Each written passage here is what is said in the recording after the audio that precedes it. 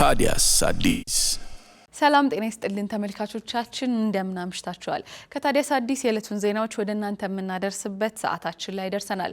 የቤት ኪራይ ጭማሪ ጣሪያ 11.5 በመቶ እንዲሆን ተወሰነ። የአዲስ አበባ ከተማ አስተዳደር በቤት ኪራይ ገበያ ላይ የሚታየውን ያልተገባ አሰራር በዘላቂነት ለመግታትና የነዋሪዎችን የኑሮ ጫና ለማቃለል ያለመ አዲስ መመሪያ ማስተላለፉን ይፋ አድርጓል። በዚህም መሰረት ለ2019 በጀት ዓመት የሚተገበረው ዓመታዊ የቤት ኪራይ ጭማሪ ጣሪያ 11.5 እንዲሆን መወሰኑን የቤቶች ልማትና አስተዳደር ቢሮ አስታውቋል። ቀደም ሲል በወጣው የቤት ኪራይ ቁጥጥር አዋጅ መሰረት የአከራይና ተከራይ አዲስ የውል እድሳት ምዝገባ ከዛሬ ሐምሌ 1 ቀን 2018 ዓ.ም ጀምሮ በሁሉም ክፍለ ከተሞች በሚገኙ የቤቶች አስተዳደር ጽሕፈት ቤቶች በይፋ መተግበር ጀምሯል። ቢሮው እንዳመለከተው የዋጋ ማስተካከያ የተደረገው በዘፈቀደ ሳይሆን የሕዝቡን እውነተኛ የመክፈል አቅምና ወቅታዊ የኢኮኖሚ ሁኔታ ያገናዘበ ሰፊ ሳይንሳዊ ጥናት ከተካሄደ በኋላ ነው።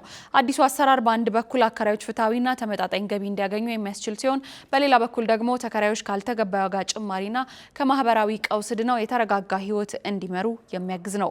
የአከራይ ተከራይ ግንኙነትን በሕግ ማዕቀፍ በመምራት የጋራ ተጠቃሚነትን እናረጋግጣለን። ይህ እርምጃ ደግሞ በከተማዋ እየተስተዋለ ያለውን የኑሮ ውድነት ጫና በከፍተኛ ደረጃ የመቀነስ የጎላ ማህበራዊና ኢኮኖሚያዊ እንዲሁም የመልካም አስተዳደር ፋይዳዎችም ይኖሩታል ተብሎ እንደሚታሰብ አስታውቋል። ታዲያስ አዲስ በብልሹ አሰራር ውስጥ የተገኙ 105 ሰራተኞች ተጠያቂ ተደረጉ። የአዲስ አበባ ሲቪል ምዝገባ የነዋሪነት አገልግሎት ኤጀንሲ በብልሹ አሰራር ውስጥ የተገኙ 105 ሰራተኞቹን ተጠያቂ ማድረጉን አስታውቋል።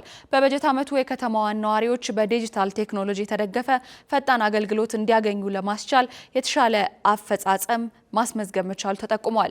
ነዋሪዎች ባሉበት ሆነው በሞባይል መተግበሪያ አማካኝነት የልደት ካርድ፣ የነዋሪነት መታወቂያና ያላገባ ምስክር ወረቀት ማግኘት የሚችሉበት አሰራርን በመዘርጋት በርካታ ተገልጋዮች ተጠቃሚ ለማድረግ እየሰራ የሚገኘው ኤጀንሲው ይህን የሚያስተጓጉል ድርጊት ሲፈጽሙ በነበሩ 13 አመራር፣ 78 ፈጻሚና 14 ባለጉዳይ በድምሩ 105 ሰዎችን በዲሲፕሊንና በሕግ ተጠያቂ ማድረጉን ያስታወቀው የጥፋተኞች ቁጥር ካለፈው በጀት ዓመት ጋር ሲነጻጸርም ቅናሽ ያሳየ መሆኑ በመረጃው ተጠቁሟል።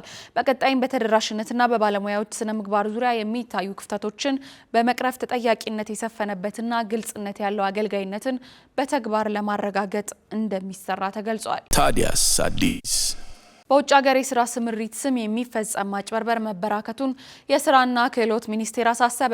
የውጭ ሀገር የስራ ስምሪትን ሰበብ በማድረግ ከስራና ክህሎት ሚኒስቴር ወይም ከሌሎች የመንግስት ተቋማት ውክልና አለን የሚሉ ህገወጥ አካላት መበራከታቸውን የስራና ክህሎት ሚኒስቴር አሳስቧል።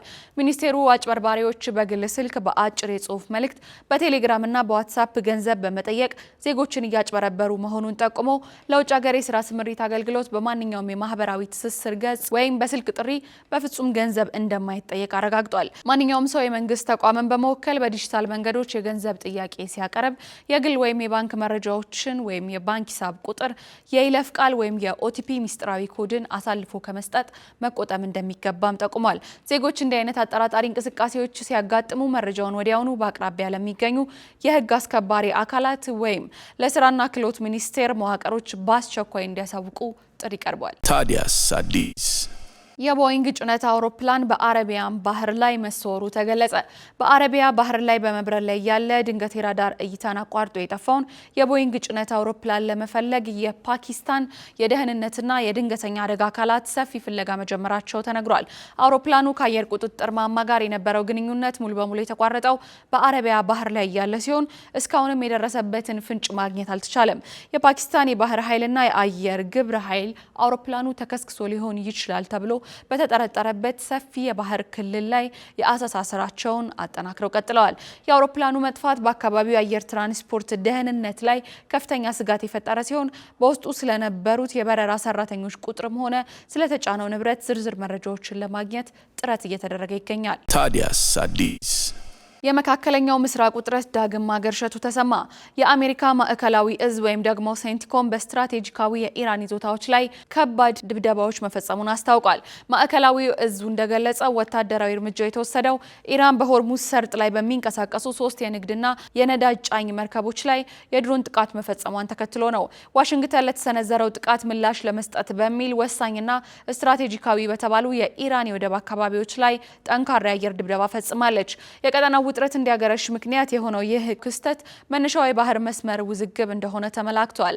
ቴህራን በበኩሏ ዋሽንግተን በኦማን አቅራቢያ አዳዲስ የባህር መስመሮችን ለመክፈት የምታደርገው ጥረት ቀደም ሲል የተደረሰውን የመግባቢያ ስምምነት የሚጥስ ነው ስትል ከሳለች።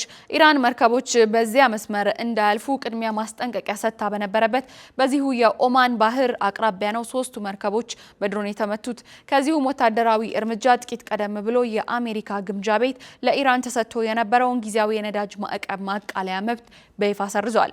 ይህም ቴህራን በህጋዊ መንገድ ነዳጅ ወደ ውጭ የመላክ አቅሟን ሙሉ በሙሉ የሚገድብባት ውሳኔ ሆኗል። ኢራን አሜሪካ የተደረሰውን ዓለም አቀፍ ስምምነት በግልጽ ጥሳለች በሚልም ክሷን እያቀረበች ትገኛለች። ታዲያስ አዲስ የነዳጅ ዋጋ በድጋሚ በ6 በመቶ ማሻቀቡ ተገልጿል።